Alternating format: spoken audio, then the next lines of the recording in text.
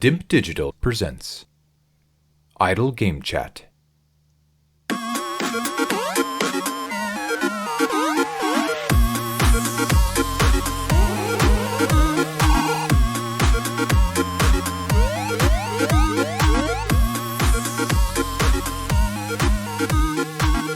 Hello, Apps here from Dimp Digital. Welcome to Idle Game Chat. This is the weekly video games podcast where we give our impressions of the games that you can play today and react to the latest news from the wonderful world of video games. We are here every Monday on your favourite podcast app and YouTube, absolutely free. This week, we are back first of all. We've had a few weeks off because of the Euros, so I think next year, will be next year actually for the World Cup. We might take an extended break for that. Everyone got right snarled up in the Euros this year. But this week, I'm joined by the one-time Dimp Digital gaming quiz champion. It's Pac-Man himself. It's Tom Adcock. How's it going? Yeah, good, thanks, mate. How are you? Yes, all good, thank you. Can't complain too much. I suppose we better address the elephant in the room. You're sort of brought in at late notice to do this, and it's a news-based chat. Are you up for the task? Is what people are asking, because they're all like, right, where's Adkins for this sort of stuff? He lives in the video game world, whereas I feel like you're sort of above water on it mostly. You kind of dip your head in under sometimes, get involved in all the chat, but then you'll go back up and do whatever you do. So, can you produce the insight required to chat about some of these more intricate topics? Well, I've looked at your little run list and say I've got a good overview on one, average on one, and poor on one. So, okay, sort of not even two out of three. No, ain't bad. That's what Meatloaf said. So I've kind of got 1.5 out of 3. So we'll see. Well, we'll ask the audience at the end and say, look, which one do you think was his best topic versus his worst? Yeah. And maybe they'll be able to guess how poorly prepared you've been. But no, we appreciate you jumping on. There's been an illness in the family, so not in the family, in the Dimp family. I mean, not like that. So he wasn't well today. I said, look, have a day off, even though he's had 3 fucking weeks off. So if you're gonna get ill, then maybe you should be still powering through. But Adcock's a good replacement. Same number of quiz wins than Hall. So I know you kind of sort of slag yourself off a little bit sometimes, saying, well, I haven't won enough. But that's the same number of quiz wins that the mighty Hall has. So that's impressive, surely. Yeah, but it's the other one, isn't it? I'm sort of the kiss of death on that fantasy draft. Can't seem to do it. I don't know what you're doing on that. Struggle. It's not good enough, really, is it? But we digress. We will have an update for the Fantasy League, probably at the end of the year. Well, definitely at the end of the year, doubt before that. But let's get in some of the topics. So, 2 are linked almost together because they're kind of operating in the same space. And then we've got a bit of Sony news at the end of it. They're probably going to get a bit of a kick in, so those that enjoy that, stick around for that. But we're going to kick things off with the most recent piece of news that happened this past week. Some of these topics are old, but this is the most recent one. Thursday night, I'm sitting there, sort of having a scroll through. Suddenly, I see Steam Deck coming out. Valve releasing what is basically a portable PC. It's the way they've described it is, don't think of it as a handheld console. Think of it as a PC that you can take with you, which has some quite different meaning when you actually look at what this thing can do. So rather than if we compare it to, say, the Switch, so that's got a portable mode. You've got the OS on that. You can go to the eStore. You can only get your games from Nintendo. What they're saying on this is that this comes with some sort of Linux-based operating system, has Steam natively installed and configured for that. But if you want to, you can get this handheld PC, scrub it clean, install Windows, and it will operate very much in the same space as what a PC is, which gives you a hell of a lot more options. You know, I'm just thinking that you could probably install the Xbox app, for example, and start playing Game Pass games on this thing. That's an option. You could install the Epic Games Store on there and play the free games that people have been collected on that. So it certainly has a few more opportunities for people to make use of it. Here's the details. So you've got 3 options if you want one, Mr. Adcock. £349 UK pounds, so £350 in real money. 64 gigabits of memory, which is the same as what the Switch OLED has, and we'll be talking about that in a moment too. The next option is £459 UK pounds, so £460 in real money. 256 gigabytes, and it's on an NVMe SSD, so quicker, lightning quick, they reckon. And the final option is a 569 option, so £570 UK pounds in real money. 512 gigabytes, so a big upgrade there, and again an NVMe SSD. Also comes with anti-glare etched glass. So if you are out in the sun, like people have been this past weekend, particularly in the UK, that anti-glare might come in handy. Although I can't imagine it'll beat the sun the way it is at the moment. Like, surely any anti-glare technology is gonna come unstuck if you're sitting out there in the afternoon getting blown away. But that's the highlights. The actual power of this thing, you know, they're saying it's depending on who you ask, but about the same sort of power as maybe a PS4 or an Xbox One, that sort of equivalent.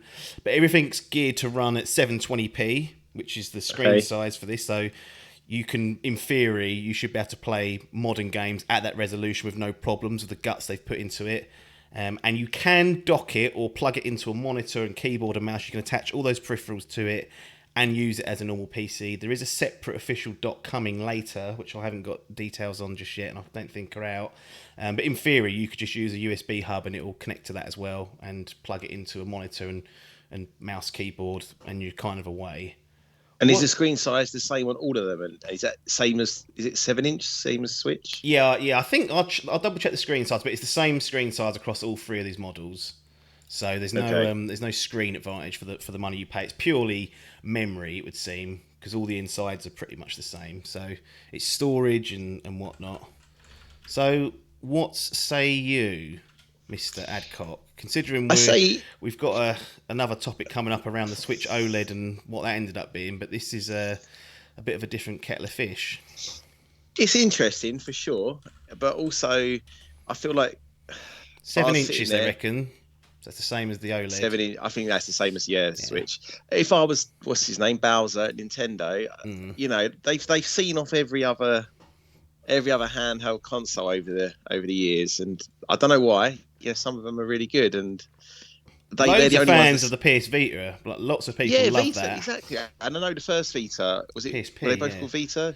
I think PSP. Yeah, that sold millions, didn't it? Fucking millions. But then the second one, not so well. Sort of, but people love it. But yeah, still, whatever Nintendo bring out seems to be the gold standard for this sort of stuff. So I don't think they'll worry too much about it. I'm not sure. Like, I don't know where who it's marketed towards, if you know what I mean. Because, well, I guess they're trying to scoop up Nintendo's. Those the people who are in the market for a Switch. But well, we had a lot of rumours, didn't we, that there was going to be a Switch Pro. Didn't we? Like, everyone basically said, yeah, that's happening. That'll be announced next. And what we got was a Switch OLED, which I think was not what people were expecting, and what some of the leaks had kind of pointed towards didn't happen. Maybe coming later, we'll discuss it at that point. Look, here's the thing for me. I feel like I predominantly use my Switch in handheld mode. Probably 80-90% of the time. Yep. But yeah. And I don't know if I would see myself. Now, listen, I played Dark Souls on the Switch on the train, and I loved it. And that is, you know, probably not the best way to play that game. But I don't know if I'd want to be playing these sort of potentially AAA titles on a 7-inch screen in my garden while the Wakefern sun's blasting me. So for me, it's probably a hard pass. Not really for me. But I mean, it's interesting in that, as you say, it's going down the PC route, so that opens up a lot of different options, even if it is just a Steam store. You know, it's a different space for sure. But yeah, I just don't really know who's interested in and the price point. The first one is competitive. I think the OLED Switch is about $315 or $310 or something. Yeah. So that's, you know, that is a direct competitor at $350 or whatever you said, $340, whatever. Yeah. The other two, and they're the ones that give you the SSDs. Is that right? Yeah, they come with more memory to boot, and Yeah. the NVMe SSD. So the 64 gig, I think, is still going to be pretty quick. But they're saying, obviously, it's because it's Yeah. NVMe, it's slightly quicker on that. I mean, look, I don't know, because in my head that's quite expensive, but I guess as you say, that can be set up as a normal PC essentially, for like 500 quid. Then that's probably not too bad at all. Although I'm guessing that's a fairly low spec PC if you're saying it's that sort of PS4 sort of setup rather than. So yeah, I don't know. What do you think about all this? Yeah, I think it's I really like. I'm never going to buy this. I don't think, simply because I don't play handhelds, even the Switch. So for me, it's a hard pass because I've got a not a top spec PC, but very close, like upper echelon PC now. Like if I want to go into that space, I'll use my desktop, and then anything on the go. I'll be honest, I'm not going anywhere, Adcock. I ain't going places, so it's of no use to me at the moment. So for me, it's a bit of a hard pass. But I do like, and I'm interested to see what people do with this, because you've got a big community out there for people that hack the Switches and hack the Vitas and put homebrew stuff on. They use them as emulators. Because this is so open, because the Steam Deck is so open, this should make those endeavours much easier. Like, don't be surprised to see, I don't know, Super Mario Galaxy 2 running on a Steam Deck because someone's hacked it and put an emulator and a ROM on there, and they're playing that on the go, and it looks and runs beautifully, probably better than what the Switch is churning out. So I'm more interested to see what people do with it, rather than personally put down some money and play it. But, you know, if I was in the market for a handheld, it would be tempting. It would be tempting because I've got a shitload of Steam games, got hundreds that I simply haven't played. So if I was utilising a handheld device to be able to natively play all those games running pretty well, that would be a bit of a score for me. But it's not something I'm going to be playing, you know, in the near future. I can't see. So maybe. Yes, that is a fair point actually. If you've got a little kid who's up for a little handheld Switch. But then you got that Epic store sitting there with all those free games and all the other ones where you can get and even Steam itself. Generally, you're going to get your software much cheaper than you are. Absolutely, yeah. Hemmed into that Nintendo sphere where everything's, you know, never goes down in price essentially. Skyward Sword, 60 quid. It's fine, absolutely fine that one. Christ almighty! Do you know? I forgot I'd done this. I must have pre-ordered those Skyward Sword Joycons. Completely forgot about it. They turned up from Amazon the other day. It's like, I don't want them. It's like, they're going back. You're going to send them back? Yeah, I don't want them. What colour are they? I haven't played my Switch in 65 quid. 65 back. And then what do they look like? Just rough. They've got like they like There's, blue with like gold on it. Yeah, or so like they're different colours, left and right. Like it's like a light blue and like a dark. Maybe like a dark, either royal blue or purple. Right. And then they've got like a little emblem of like, you know, the I guess it's the little eagle on his shield with the Triforce. And just some like little like detailing around the buttons. So they're quite nice, but I mean, what, 65 quid probably drift still and they do. They haven't fixed that. What are they going to do? Like, yeah, I don't know. I just couldn't believe it. I was like, well, I didn't order anything. And then I was like, right. I do kind of remember looking at that, sniffing, and must have pressed go on it and not realised. It's very easy with Amazon just to do things like that. Particularly if it's an item that you think, oh, this might sell out. You think, I'll order it now, I'll pre-order it, and then I'll cancel it later when I don't want it, and then inevitably you I assume that's where my headspace was, but I just, you know, you don't have any actual recollection of doing it. No. I was like, okay, fair enough. Yeah, so... they'll be going back. Sorry, I've digressed big time there. I don't know what you were saying. Just the Steam Deck, wasn't it? That was it. So Hogsworth Dave Salmon, he has ordered one. So he's gone for the top end 570 model, gone big on it. He plays his Switch pretty much every time he goes to work. Okay. So he's a big handheld person. He's previously said, I think on this podcast, that he's taken his laptop to work. Like he's had gaming laptops in the past, so he's always been in that space for playing on the go or in a place which isn't your living room or your office or your gaming room at home, like away from your home, basically. So he's excited about this. He's been a big PC player for a while. His Steam library will be huge, and he's been bloody sharing my games that I've been getting, because on Steam you can share your game libraries with like 5 people, which is cool. so you can all jump in and play each other's games. So he's got one on order. He's looking forward to it, which I think's good. One of the narratives I kept seeing coming out of this was this Steam Deck is the Switch killer. It's going to kill the Switch off because it's got far more guts behind it. The openness of the platform just enables people to play a lot more. You can play Xbox games on this, all this good stuff. Where do you sit when people say to you and come up to you and say, Adcock, this is the Switch killer, you're Nintendo here. They're bothered and in trouble by this Steam Deck from Valve. I mean, common sense says it should be, but I think history, like I said at the beginning, just it goes the other way. They've seen off everything, and every other console I feel like that's come out has like technically been better. Do you know what I mean? Going back to the old Game Boy that was black and white, you had like the Game Gear that was color. Then you had like everything that's been more powerful, and like they've just seen off. I don't know why.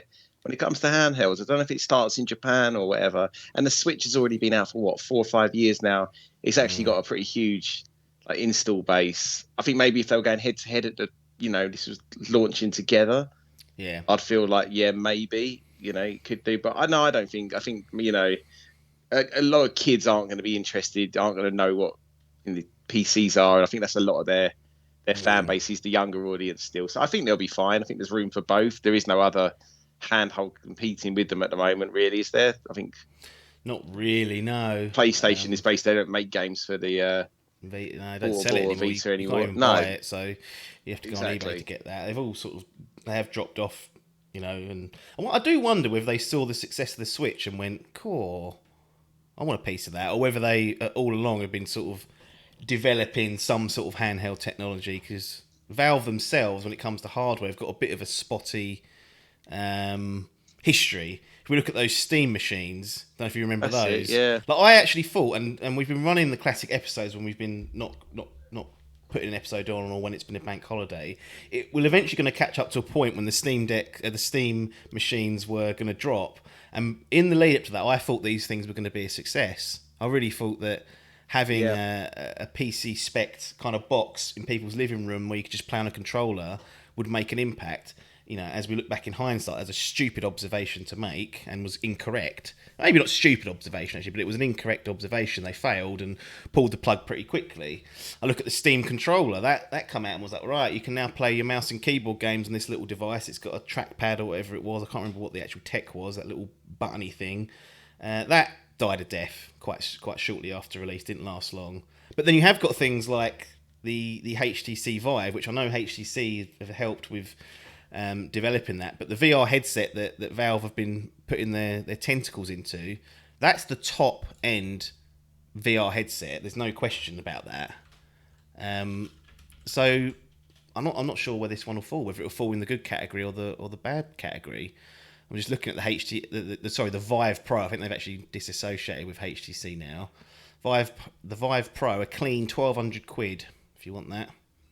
Jesus. So that is big money, but it's objectively, there's no question to be made that that's not the top spec VR headset. It is. So if you want to go big on that place, that's the one you go to. The reason why I don't think this is a Switch killer, as what people are saying, is because they don't have, and this is the thing that makes Nintendo special or keeps them relevant, depending on what side of the kind of boat you want to fall on, is they haven't got Nintendo's games.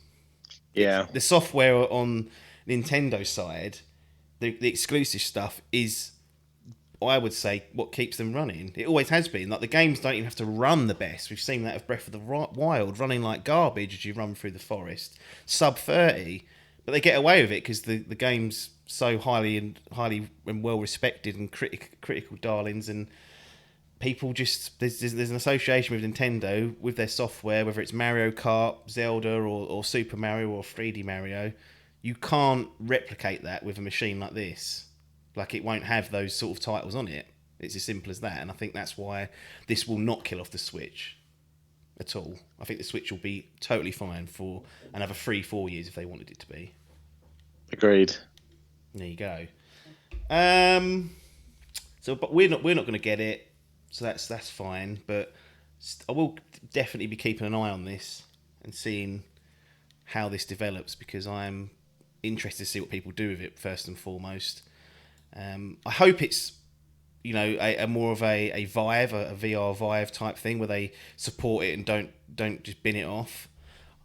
But we know with Valve, if it's not working, they can be quite brutal in that sense and get rid of it. But Steam Deck, I don't know if you can even pre-order them anymore. I've tried to get one. I helped Salmon get one on Friday.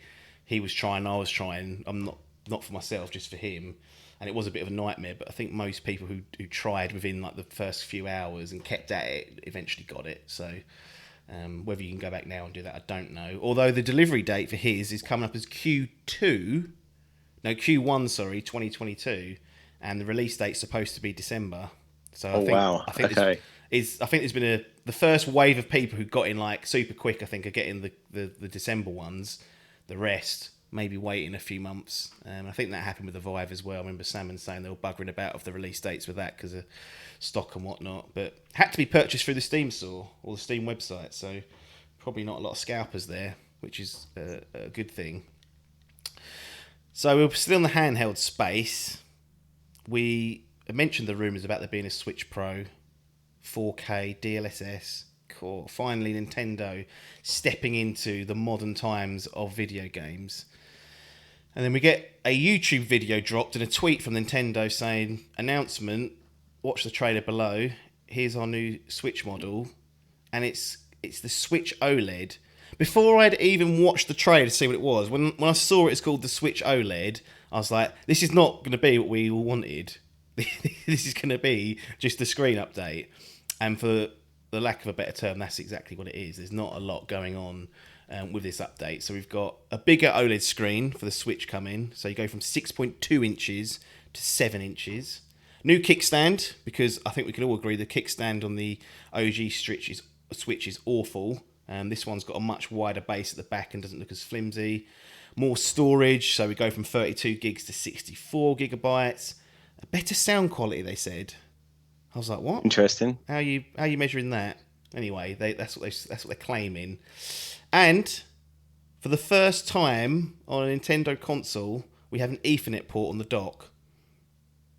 I mean, the Dreamcast had one of those, didn't it? What are they doing adding that in this late? Fuck me. So, what's your thoughts on this? Because there's kind of two things that need to be spoken of. One, this item itself, whether it's of interest to us and, you know, what maybe the specs. And I think at some point, probably later, we will address the disappointment of it not being what we were expecting based on rumour and innuendo. But first of all, the Switch OLED in a vacuum, who's this aimed at? Who's this catering towards? You've admitted you're playing a lot more of your Switch on the go than in docked, if you are going to play it, if at all. So is there a potential here that if you're going to spend 90% of your time in handheld, that you could have the best possible experience, give a little upgrade, get a Switch OLED? Happy times. No. Wow, come on. Bowser don't want to hear that.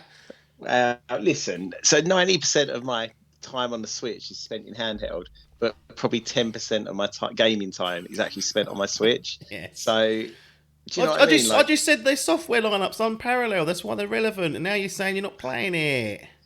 Wait, what am I waiting for? Metroid, probably. When's that? Don't know. October. Well, then there you go. So that's it's the same date as this. I think it's launched on the same day. Oh, right, okay, that makes sense. And it's white. It looks like that white robot, the that's white it. version of it. Okay. Time job, isn't it? Yeah. So I played Mario Maker in Jan and Feb, and then it gets played again in October. Like, this is totally fine. Like, as an upgrade, as long as you know the app's philosophy of like, you can't pin your hope. You can't complain because you hope for one thing and you get something else. That's not how this works. So if you're you're buying a Switch today or in October, you know, obviously this is the model you're going to go to, and you get a better screen, a bigger screen, and a couple of other like quality of life improvements. It's fine, but that's all it is. I can't imagine many people. I mean, actually, there are nutters out there that will do it and sell and upgrade, but personally, like, no, it's like the 1 point, you know, it's almost like the sort of PlayStation Slim or whatever you get mid cycle. You know, I mean, generally they're just in cheaper casing and stuff, so it's probably better than that, but. that is essentially what it is. There's no GPU or CPU upgrades, no overclocking. It doesn't run anything any better. So it's purely those upgrades I spoke about are on the screen, on the kickstand, the storage, and the sound quality. You know, I mean, that's a strange thing to call out. Again, I don't know how they measure that, but. And like OLED's lovely, but it is kind of, I feel like the icing on the cake. You know, you kind of really want the 4K first, and then, you know, finish things off with an OLED screen. But so I think that's kind of, I mean, obviously it's a big difference in you know how they achieve that, but just like it's not really anything to get too excited about. I feel. I think the 4K is only worth doing if it's a docked item. I don't. Of course, yeah. You're not getting 4K. Yeah, you wouldn't even notice it. I don't think you'd even have it, would you, on a screen it'd be such a waste of life, basically. Trying to put. But that's what I mean. Then you're talking about, obviously that's all the processing power. It's a completely different upgrade then anyway. Yeah. But yeah, I just feel like, you know, in talking TV terms, you know, the jump to 4K is massive. The jump between, like, you know, 4K and then 4K with the OLED is minimal in my experience anyway. Unless you're watching the made for like display adverts that have everything, you know, deep blacks, then you really notice it. But day to day, the thing with that is I just believe this just from personal experience. There is a certain amount of time that once you are playing something in a set environment that you no longer notice the upgrades.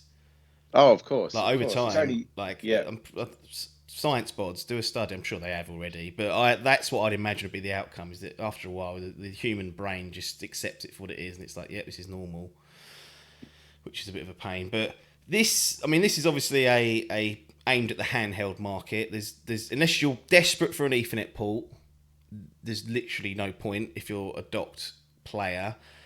Should have really got Hogsworth Salmon on the podcast, really, because he's actually getting one of these. And again, handheld player, plays a lot of time on the go, so this kind of makes sense for him. So he's going to have a Switch OLED and a Steam Deck at some point, probably, you know, Q1 2022. So it'd be interesting to see those go head to head in his hands.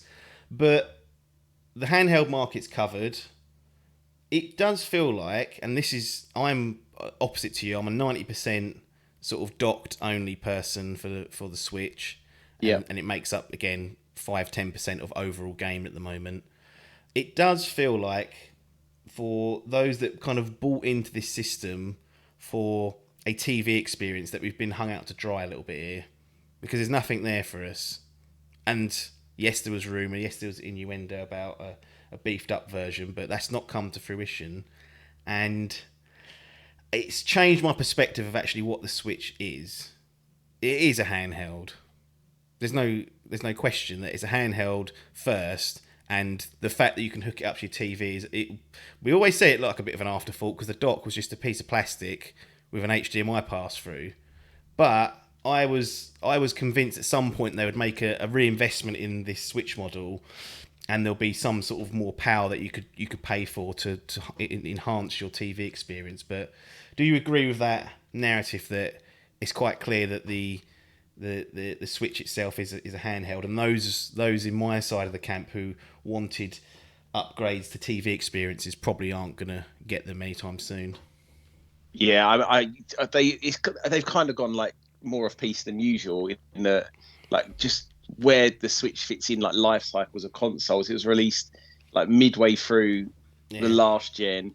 There's now been, you know, well, there was the Pro models, and now there's the whole next generation. Yeah, and they just don't care, do they? They are, as you say, they're looking at that and not giving it a second thought, and just concentrating on what they're doing, which is fine. You know, it's what they do, and they've sold enough units to not have to worry, I guess, this time. Yeah. But yeah, they're definitely, because I often think, like, I remember when the Wii U was being discontinued and people were, kind of wound down, people were talking about a new console coming out.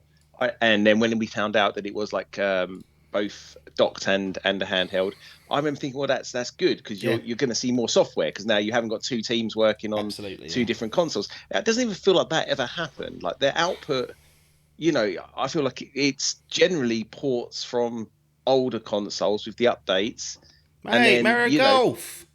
Well, Super Mario Rush, whatever Golf. it's called. Yeah, Summer game. run to each hole. Exciting, but yeah, just I feel like the output's almost gone down. Really, if you kind of take out the ports from Wii and Wii U and all of that, like there's really not that. But I mean, normal. So they are a strange bunch, but sometimes it works really well for them, sometimes it doesn't. And the Switch has been a runaway success. Yeah, So yeah.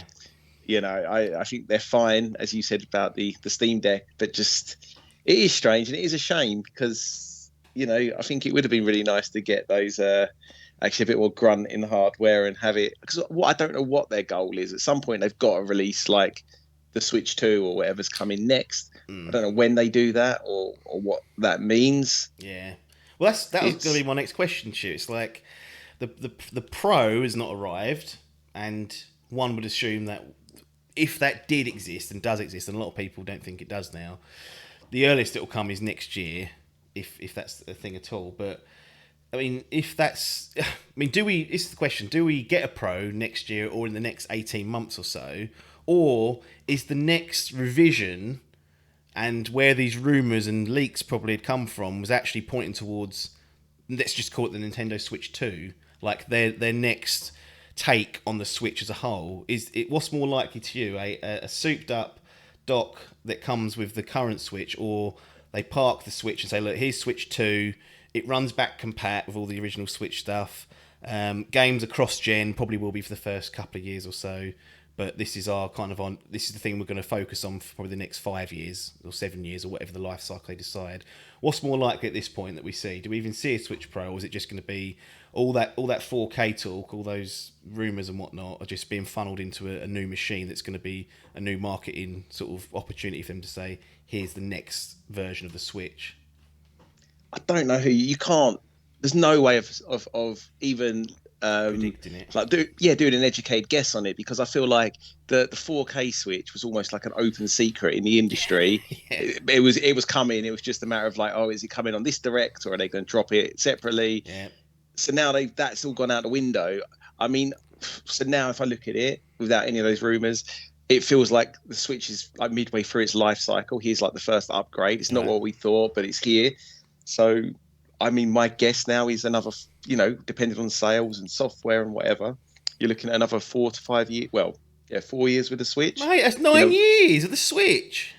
I know, but if it keeps selling and, it's doing all right still, I don't see why they're going to change. Then maybe we get Switch. I mean, I feel like it'll be very difficult. I can't see them going back to like a 2 console model. But again, it's Nintendo. You just don't know.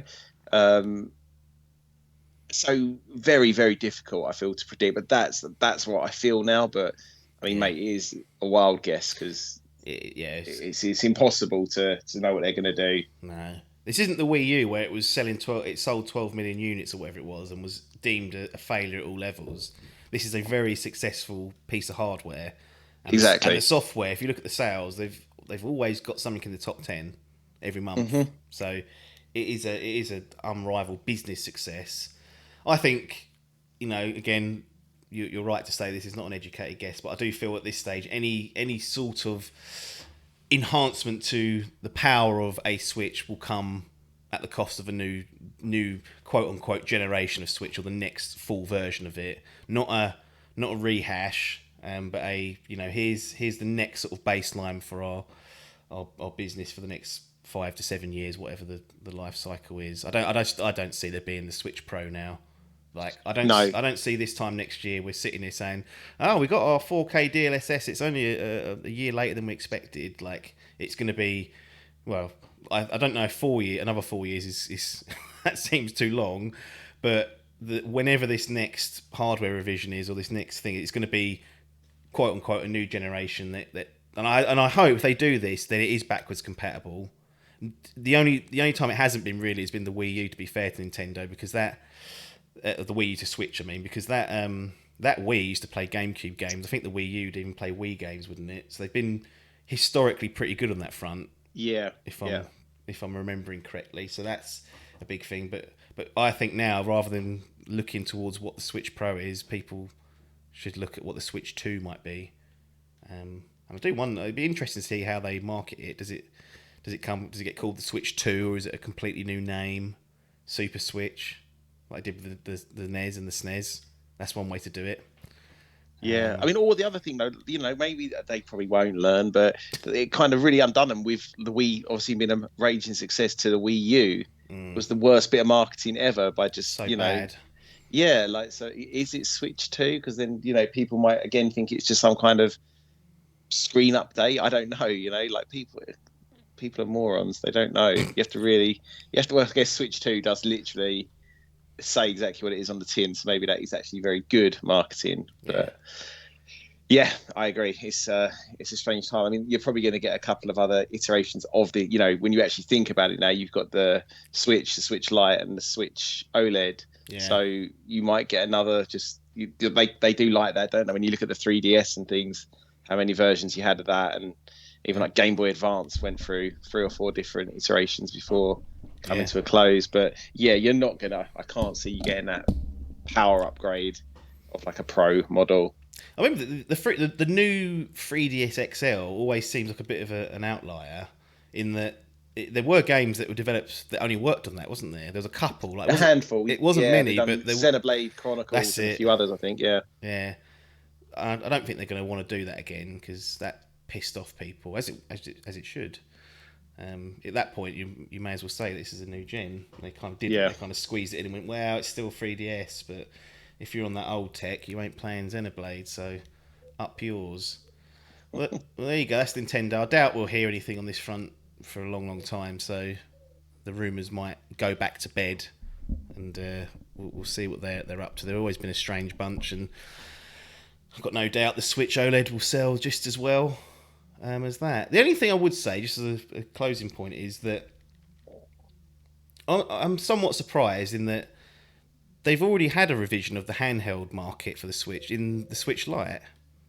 Like, that customer base has already kind of been dealt a nice little, handheld only option. So I'm surprised they've then come with a second version, which is also focused primarily on handheld, but that maybe tips their hand as to what they're focusing on at the moment, is that market, and not me sitting there trying to play on the 4K OLED telly.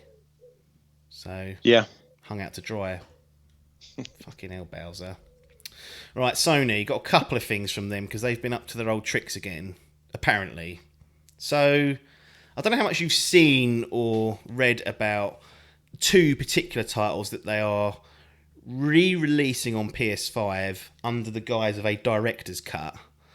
So we've got Ghost of Tsushima director's cut coming, and we've also got Death Stranding director's cut coming. Now let's focus on Ghost of Tsushima, and then we'll go on to Death Stranding afterwards.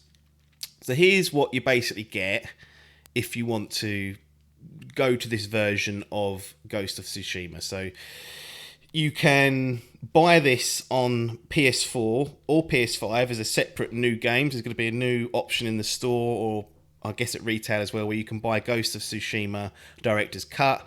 It'll include the original game plus all this stuff I'm going to speak about, barring the PS5 only features that have to do with the controller and whatnot. So you can go out and buy it 60 UK pounds or 70 UK pounds. But there's also options to upgrade as well for existing players of Ghost of Tsushima, which is out on PS4 only at the moment. So here's what you get in this director's cut. So you get the full game if you haven't got it already, and you get this. You get a new island to explore, so it's a DLC story expansion. Reportedly, it's 15 to 20 hours, which seems quite big. Yeah. I'll be interested to see if that's how it pans out. That seems high to me, but if that's true, that's good. And this is available once you start Act 2 of the base game. So it's kind of just been weaved into the main part of it. It's a separate island, so I'm assuming you'd go to some fella and he'd say, right, I'm going to transport you to Icky, and then you'd go off and you'd be there for the remainder of that DLC until you wanted to come back. New trophies are there. Save transfer, so if you've got PS4 and now PS5, you can transfer your progress over. And the Legends multiplayer mode is also getting some updates as well.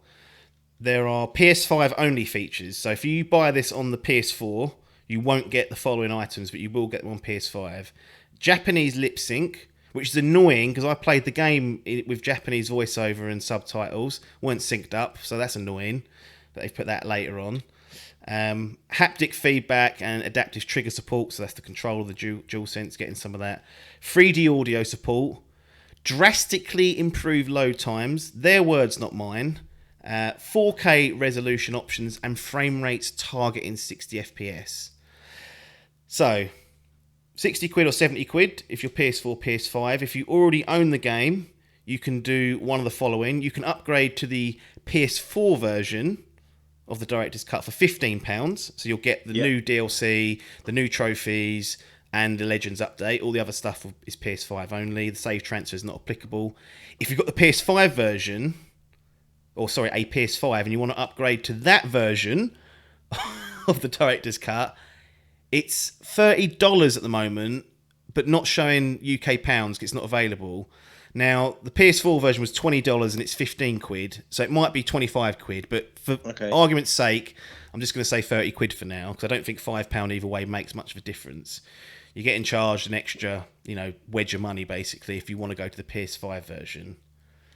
A lot to take in, and I guess one of the reasons why I did it in this way was just to kind of bring to light how confusing it is as well, because there's a lot of ifs, buts and maybes. If you've got this, if you haven't got that. What do you make of all this bollocks?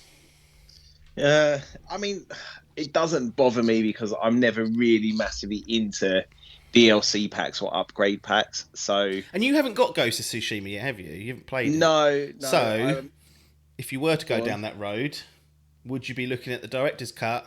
Well, I suppose you would, because you've got PS5. You'd be looking at the full kit. So for a new customer, it's probably not as... It doesn't seem as bad because it feels like a new game, even though it's kind of... Yeah, so what am I paying? 70 quid? Yeah, well, that's all Sony first-party games, mate. I mean, you can probably... I'm assuming I can find it cheaper than that. I've managed to find any game I've bought. Oh, yeah, absolutely, yeah. Yeah, okay. I mean, yeah, I'd say then with that in mind, coming in as a new customer, if I could find this online for, I don't know, 60, 63, 64 pounds, I feel like I've got most of my games for. Yeah. I mean, I'm fine with that because I'm more than happy with any kind of remasters or upgrades or DLC packs and whatever. Because it's fine. You're not forced to buy them. It's your choice. So I'm cool with that.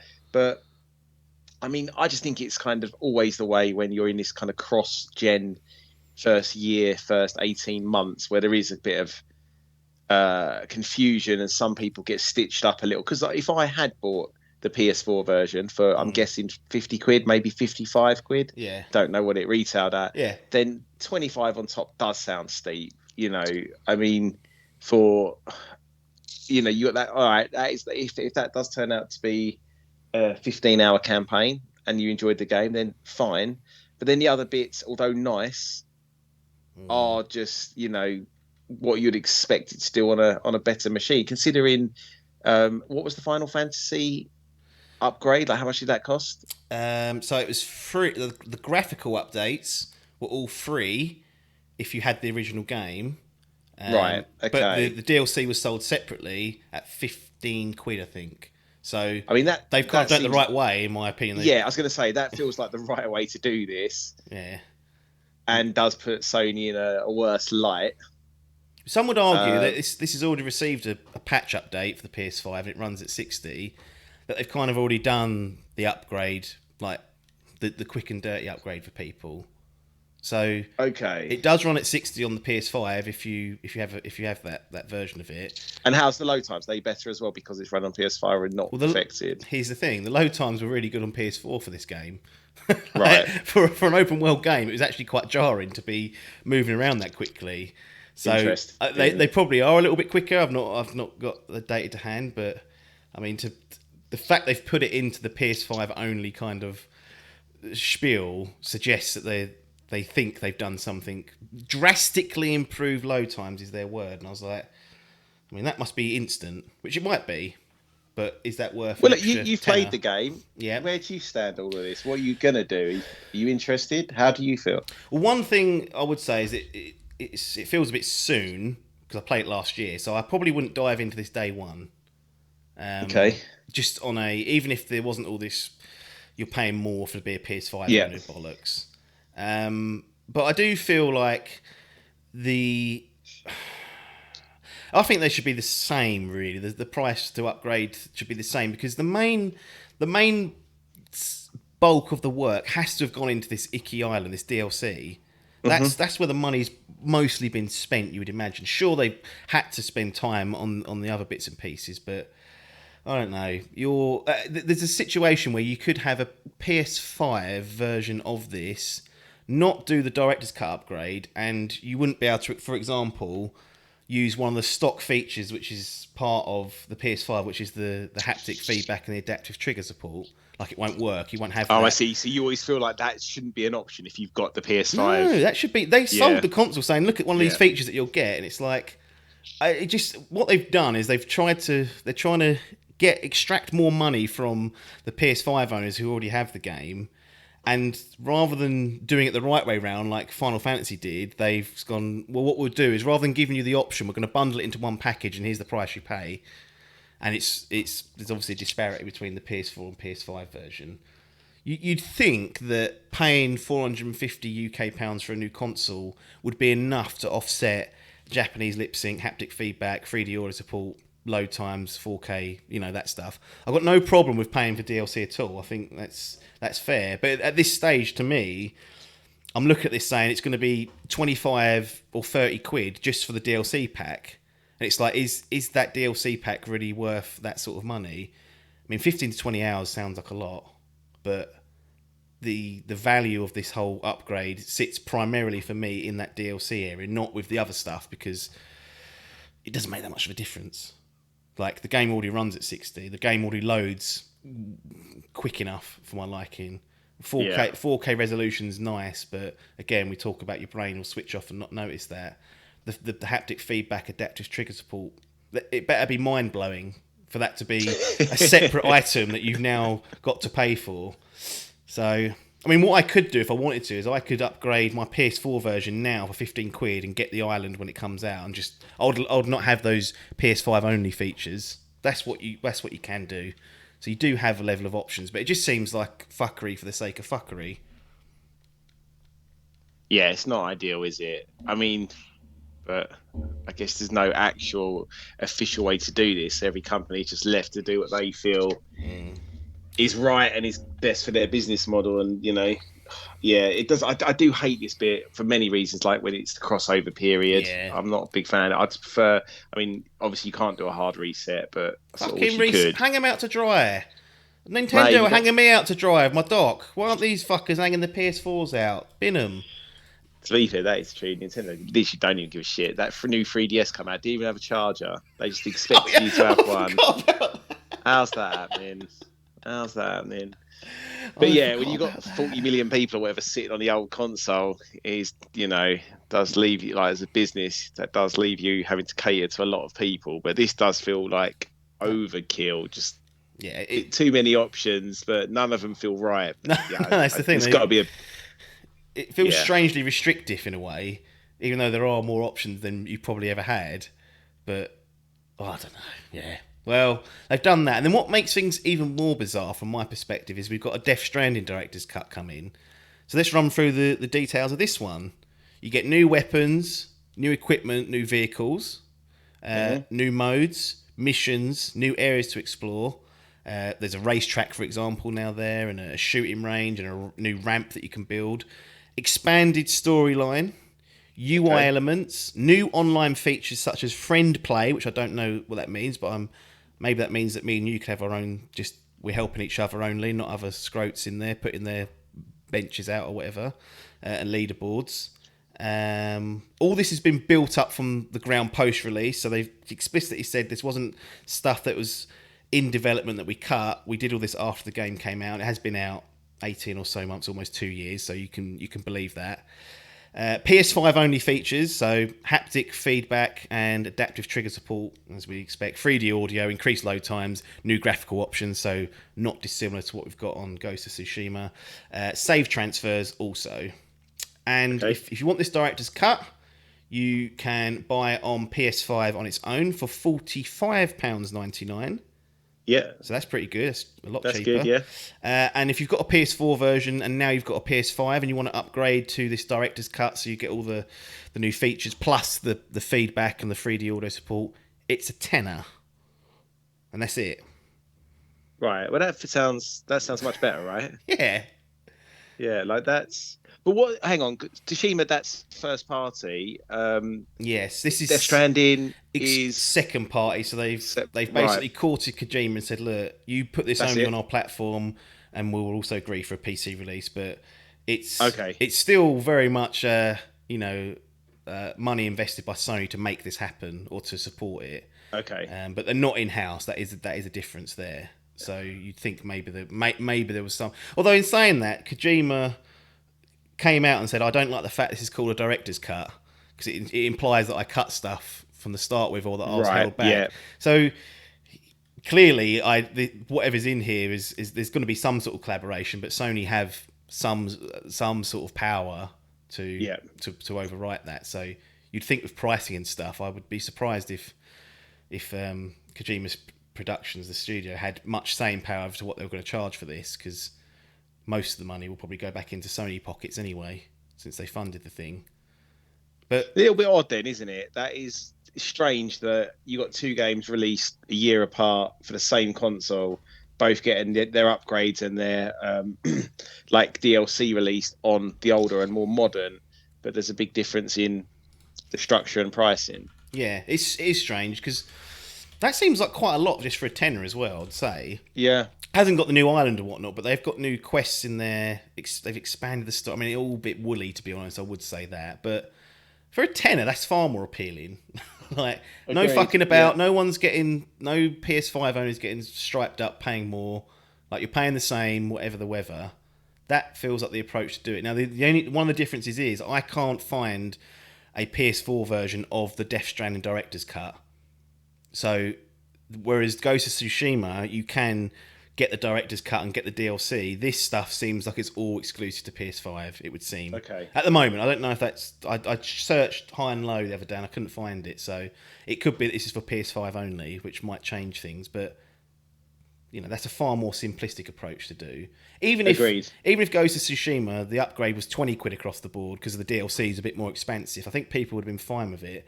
But this just shone a light on there's two director's cut coming, and there's completely different approaches to how they're going to charge people. I don't know what's going on over there. Are they sort of taking pages out of Nintendo's book and going, well, it works for them. We're the big boys. We'll be doing all this fucking communication that don't make sense and confusing people. They love it, don't they? Those Japanese companies, they don't give a shit. Well, a lot of the power for Sony, if you're to believe or read up on the how things operate over there, a lot of the power has shifted towards the Western side of PlayStation recently. Yeah, I have heard this. Which does make sense, really. Well, they don't. The Japanese sales, if you look at those, they're fucking nothing compared to just America. Yeah, like huge. But what a strange thing. So is this director's cut, which is what two of them are labelled the same now, so it almost feels like a branding type thing. Do we get a director's cut of Last of Us Part 2? And do you think this... Well, I've just used that as an example, but any other first-party game like God of War, Uncharted 4, Horizon, like games that you can reel off that could get this treatment?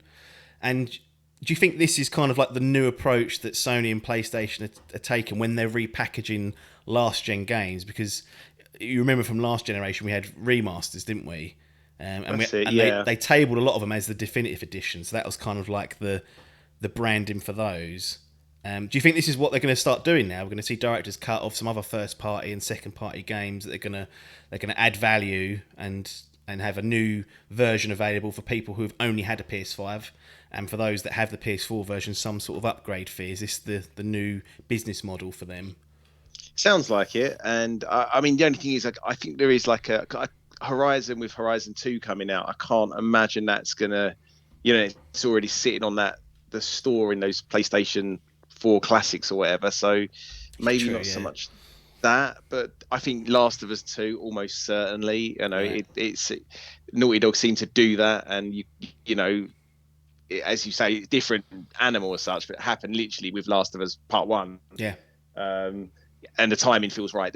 I think that's the key thing here, and I think that's what maybe again Death Stranding's got right in that it's been long enough for the people who played it already to maybe want to dive back in. Yeah. But people who missed it, this is then the version you're probably going to grab. So it makes a lot of sense. Same with Last of Us 2. It's been long enough for me now that if there was a director's cut that came out with some DLC again, I'll definitely be up for giving that another go now. Cause they're the sort of games I rush through. I like a remaster, to be honest. I'm all for it because, again, the old version's sitting there if you want it. Yet no one's forcing you to buy it, so it doesn't bother me. No. But it is just this is strange. The fact that, all right, as you say, first party, second party, but just different messages.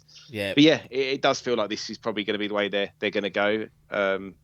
Certainly with their own, the stuff they touch on with their first party, second party stuff. Be interesting to know what other companies do, like Naughty Dog, I guess. Yeah, I think this feels like the fact they're both called director's cut feels like it's this is gonna be the branding for the remasters of last gen stuff. I guess the main difference this time compared to last time round is a lot of the games we've spoken about today already have had, because they're all backwards compatible, and obviously with the PS3 had that shitty old cell processor. That's it, You couldn't play anything. So if you wanted to play it on your new system, you kind of had to buy the new version of it. There wasn't a technical solution, let's say, to play the old game. That's not the case this time. The PS5 will play PS4 games, and all the games we've spoken about, other than Horizon and Death Stranding, funny enough, have had work done. They've been patched to unlock the frame rate, which seems to be like the biggest advantage this gen, is that things are running at 60. So they've already kind of had like the remaster treatment almost, because you can't sit there and tell me that the Last of Us Part 2 in 2021 looks like a bad game. It still was one of the best looking games out there. Agreed. So the fact that you can just now put that PS4 disc in or download that PS4 version of it, and it will update with a PS5 patch and run it at 60, that's going to be the big difference. Yet they're still finding ways to come out with reasons to re-release, I guess, is what I'm kind of seeing. It seems a bit odd. Yeah, as long as they tack on some DLC, though, that's the thing. Key thing, because especially with like Last of Us DLC, the first one, I thought that was brilliant. To be honest, if they got something like that out. Do you not think by now we would have heard about new story side DLC for like? Mate, Capcom didn't even know Village was going to have any. They were outstanded by the success. We'll get that in 2023 then, when they finish. Just getting out on that. I mean, it's bizarre, mate, because you would think almost, exactly. Yeah, I don't know, because you're right. It sounds like you should be hearing something now, because, keep hold of your game then, right? Wait for it. But yeah, it's strange, but I would be very surprised if we don't see anything. No. Especially for Last of Us. But I guess who knows?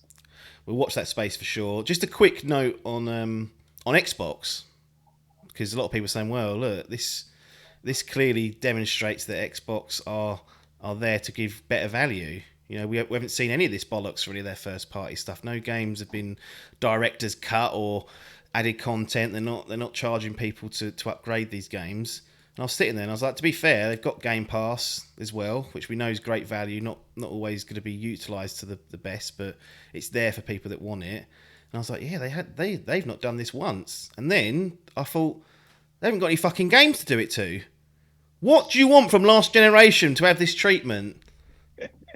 It's exactly what I was going to say, mate. Give me some new games, guys. Come on. They're coming. Well, I keep getting told that. When? Yeah, I think we've got one more year and then we'll be laughing. But that did make me chuckle when people were like, well, Xbox aren't doing this. And I was like, yeah, they're not, because they ain't fucking got anything that anyone cares about. No, I'm not being harsh, but they haven't, really. No, they absolutely haven't. Not to this level, anyway. Not to the level of what to what Sony had. That's the thing you can't really dispute, is last gen, the first party stuff and the second party stuff was just so much better on the Sony side of things. So no one wants to see a director's cut of Crackdown 3. All right? Gears 5. Nah, that's in the toilet. No one wants to see a director's cut of Halo 5 Guardians, do they? State of Decay 2. No one wants to see any of that. They just want a line drawn over last gen. Let's just move forward with what we're gonna produce. But That's my opinion on that, and I know that'll rile up some green bloods, which is what I'm here to do. But Sony, stop fucking about. In all honesty, like Jim, what are you doing? What are all these fucking paths of upgrades and charging more for consoles? Go away. Go and have a look in the mirror and sort yourself out. He ain't friend of the show like Phil, so we can slag him off. That'll do it, mate. It's getting hot. It is getting hot. If I take my hat off, my head will be shiny. I bet your head's shiny. Yeah, it's a bit of a beacon, mate. It's a hot old day, so we've done our duty. We're back after our little break from the Euros. I hope you guys enjoyed that. But to be honest, a lot of people are enjoying the classic episodes because just how badly people's opinions age. Can't hide from it when you listen back to some of those. You think, what are you saying there? That's just absolute garbage. But we'll be back for the foreseeable future. I think it's a bank holiday in August. And obviously, with England not winning the Euros, we're not getting that little extra bank holiday. So no, that's been binned. That's shelved. That he was like, "No, if you don't win it, you don't deserve it." It's like, wow, I'd have had that. But we'll be here for the foreseeable future. Got a lot of games to talk about still, like on the backlog. But for like the comeback episode, I was like, let's just pick up on some news that's happened in the last few weeks. Last thing before I leave, what are you playing at the moment? Because the last time we had you on, Ratchet and Clank was dealt with and done. Did Euro Fever get you? And in fact, you're just kind of figuring out what to play next? Because I know I pretty much stopped playing games for the last 3 weeks of the tournament. Now I'm sort of looking, right, what can I play now? What's coming? I'm going to do some Metro DLC, I think, which I'd purchased for a few quid. And then I'm looking at 12 Minutes and Psychonauts 2 in August. But what's on the docket for you? Anything? Yeah, very similar to you in that I missed the first couple of games of Euros and just picked up on the England game, but pretty soon was swept up in it and was watching most of the games each evening. So, and obviously England having that deep run into the tournament unexpectedly again. Well, I say unexpectedly, they're getting competitive. They're doing all right. Yeah, so I ended up watching all of it and no gaming at all. And so I could go back to the Final Fantasy remake. That's sitting there. I don't know if I will. I'm not sure. I mean, I enjoyed the 3 or 4 hours I played, but I could take it or leave it at this point. Yeah, fully invested. But I've got nothing else on the go. I downloaded a few games on the Xbox the other night actually as well. Man Eater. And a couple of others. Yeah. And I know there's this. There's a multiplayer one. I was going to ask my nephew if he wanted to play it. It's like a co-op. I feel like you have to like a puzzle one. I can't think what it's called, and you have to like break into places and stuff. It was one of the games, like monthly games, I think for June. Right. Anyway, I downloaded that, so I might give that a whirl. But I've got nothing on at the moment at all. Complete. Need to have a rethink. But I'm off with holiday. Got 2 weeks off work from Wednesday. And I don't think we're going to be able to go anywhere, so maybe that'll be good gaming time. Yeah, be interested. We'll touch base again, see what you've been playing. But that's going to be it for us. If you want to support the show, obviously you can go to patreon.com/Dimp Digital, chuck a few quid that way. No tiers at the moment, so you sort of pay what you want, jobby. I would encourage you to pay at least a tenner though, just because the beer prices are going up, and that's what this funds. That would be my view on it. Alternatively, you can go to twitch.tv/Dimp Digital, where these episodes do stream live, and you can subscribe to that. Either you've got free tiers there, or if you've got Twitch Prime, aka Amazon Prime, link your Twitch to your Amazon Prime account, and then you can do it for free. Just click the subscribe button, and we get half a beer for that. Well, a quarter of a beer nowadays. Why those, again, prices ramping up. And a big thank you to our Patreons and also those that do subscribe via Twitch, either via Prime or they pay for a subscription. Your money is appreciated, and don't worry, it is going to some nice beer at the moment. Although I need a detox, to be fair. After that Euros, I haven't drank that much in over a year, mainly because of lockdown. But that was it's like being on holiday for like, just it would go out every few days rather than every single night. But body is in pieces, so need a rest on that front. Nothing more for us to say here though, other than thanks for your time and ta-da.